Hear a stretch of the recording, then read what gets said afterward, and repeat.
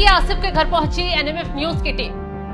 Camera देखते ही भागने लगे आतंकी के पिता। सेना ने घर को बम से उड़ाया, बौखलाया आतंकी का परिवार।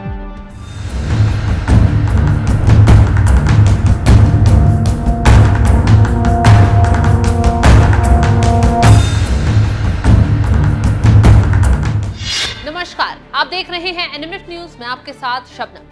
पहलगाम में आतंकी हमले में 26 लोगों की मौत के साथ साथ पूरा देश जख्मी हुआ है। इन जख्मों का बदला लेने के लिए हर एक शख्स का खून खौल रहा है। आवाज उठ रही है, आतंक को भी कुचल दिया जाए, आतंक के आका को भी तबाह किया जाए और उन्हें भी नहीं छोड़ा जाए जिन्होंने जन्नत जैसी घाटी में आतंकियों को पनाह देकर दहशतगर्दी में उनका सपोर्ट किया, जिसको लेकर तुरंत ही पूरे जम्मू कश्मीर को सेना ने घेर लिया और उसके बाद आतंक के रहनुमाओं पर प्रहार किया गया। रडार पर चढ़ा त्राल का रहने वाला आसिफ शेख और अब्दुल, जिसे न सिर्फ सेना ने दहशतगर्दी के रास्ते पर चलने पर जहन्नुम पहुंचाने की तैयारी की, बल्कि उसके घर को भी ब्लास्ट कर उड़ा दिया। इस समय हमारी मौजूदगी त्राल में है। त्राल में आप देख सकते हो, ये जो घर टूटा हुआ दिखाई दे रहा है, इसको सेना ने तोड़ा है। सेना ने इसलिए तोड़ा है कि आतंकी आसिफ का ये घर है। आतंकवादी से मिला हुआ था आसिफ।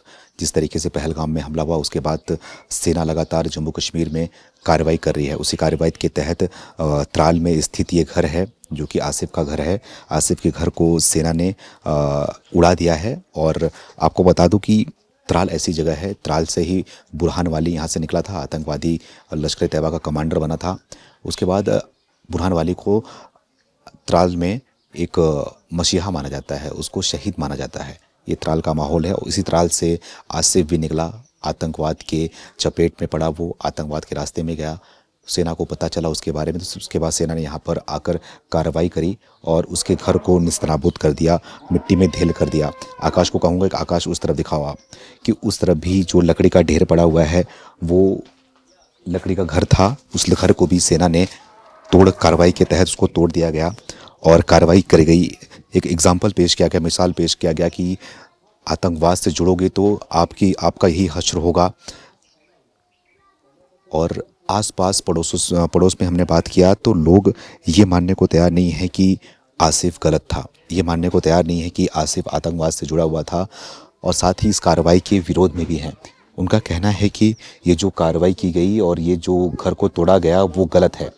और उनका कहना है कि जो ये बगल में घर है, पड़ोसी का कहना है कि आसिफ अगर जुड़ा हुआ भी था तो हमारे घर को क्यों तोड़ा गया।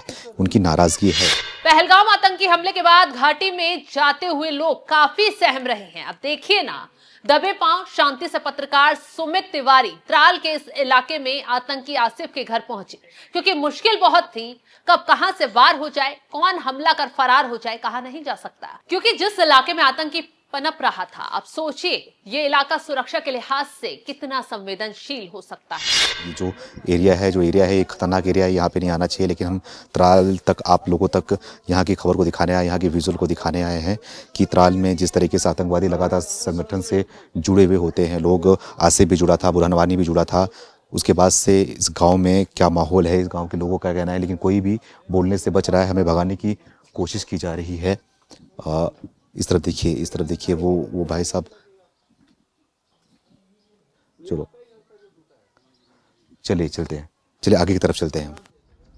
दरअसल जब पत्रकार सुमित तिवारी ने आतंकी के घर के बाहर रिपोर्टिंग करने की कोशिश की, उसे रोका गया, टोका गया। वहां जाने के लिए एक बार नहीं, बार बार कहा गया। यहां तक कि आतंकी आसिफ के पिता से जब सुमित तिवारी ने बात करने की कोशिश की तो पहले तो वो कैमरा देख मुंह छुपाने की कोशिश करने लगे, लेकिन उसके बाद बार बार कहते नजर आए, चले जाइए यहां से, मेहरबानी कीजिए, क्योंकि यहां सच्चाई कोई नहीं दिखाता। तो ये जो ये दिख रहे हैं बुजुर्ग हैं, ये आसिफ के पिताजी हैं। इनसे थोड़ा चाचा, थोड़ा हमसे 1 मिनट बात कर लो, हमसे 1 मिनट के लिए बात करो चाचा। मेहरबानी थोड़ा सा बात कर लो हमसे। कुछ 1 मिनट सिर्फ सुन लीजिए। नहीं, मेहरबानी। आसिफ कैसा लड़का था, बस ये पूछना चाह रहा हूँ, सच्चाई जानना चाह रहा हूँ मैं।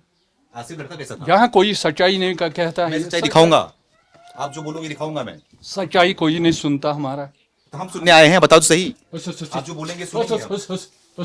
चाचा, जो आप जो बोलेंगे वो सुनेंगे हम। नहीं सर, मेहरबानी। आसिफ के बारे में थोड़ा बताइए, आसिफ कैसा लड़का था? आसिफ के बारे में क्या कहना चाहते हैं? कुछ नहीं, अब बताऊंगा। मेहरबानी। तोड़ा गया उसके बारे में क्या कहना चाहते हैं? कुछ नहीं। हाँ, कुछ नहीं। कुछ तो बोलिए आप। मेहरबानी करो। आप पिताजी हैं क्या आसिफ के? हाँ आसिफ के पिताजी हैं आप? हाँ सर। अच्छा, तो आसिफ क्या करता था, कितनी पढ़ाई किया था आसिफ? मुझे मालूम नहीं है अब, मुझे मेरे दिमाग में ही नहीं कुछ। कैसा लड़का था उसके बारे में थोड़ा बताइए ना आप। नहीं बताइए।